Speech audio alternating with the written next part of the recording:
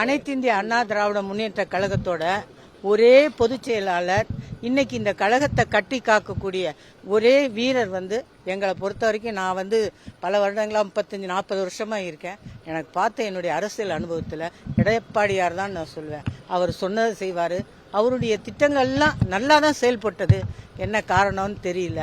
ஆனால் மீண்டும் அவர் தான் முதலமைச்சராக வரணுங்கிறது எங்களோட விருப்பம்.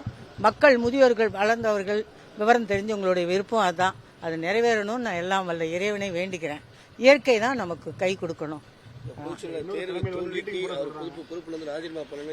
எதுக்காக ராஜினாமா பண்ணணும்? பொதுச் செயலாளர் அவருடைய தொகுதியை பொறுத்த வரைக்கும் எவ்வளவு நல்லா வச்சிருந்திருக்காருன்னு பாருங்க.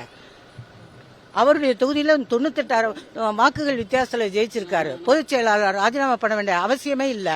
இப்ப எங்க கட்சியினுடைய நிலைமை இப்பதான் அவருக்கு சில உண்மைகள் என்ன காரணம்னு ஆராய்ந்து அதுக்குண்டான தீர்வை கண்டு கட்சி மீண்டும் வளர்ச்சி அடைய அபரிமிதமான வளர்ச்சியை எங்க ரெட்டல எங்க அனைத்து இந்திய அண்ணா திராவிட முன்னேற்ற கழகம் நிச்சயமா வளரும்னு நான் உறுதியோட சொல்றேன், நம்பிக்கையோட சொல்றேன். பொதுச் செயலாளர் நம்பினவங்க யாரையுமே கைவிட்டதில்லை. அவருடைய ஒரே நோக்கம் பொதுமக்கள் தான். மக்களுடைய நன்மையை மட்டும்தான் அவர் கருத்துல கொண்டிருக்காருங்கிறத நான் இந்த நேரத்தில் சொல்லிக்க ஆசைப்படுறேன்.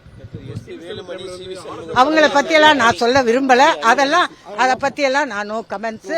அது தலைவர் என்ன முடிவு எடுக்கிறாரோ அந்த முடிவுக்கு நாங்க எல்லாரும் கட்டுப்படுவோம். அவ்வளவுதான். நன்றி. அதெல்லாம் பொதுச் செயலாளருடைய விருப்பம். பொதுச் செயலாளருடைய கட்டளை கிணங்க நாங்க தொண்டர்கள் அனைவரும் கட்டுப்படுவோம். அதை பத்தி நான் சொல்ல கமெண்ட் இல்ல. அது தப்பு. தப்பான செய்தி, தப்பான வதந்தி. அதை நம்பாதீங்க. ஆமா, அதை பத்தி நான் கருத்து தலைமை தான் முடிவெடுக்கணும். தலைமை என்ன சொல்ல அதை பத்தி பொதுச் செயலாளர் தான் முடிவு பண்ணணும். எங்களுக்கு அதுக்குண்டானது இல்லை.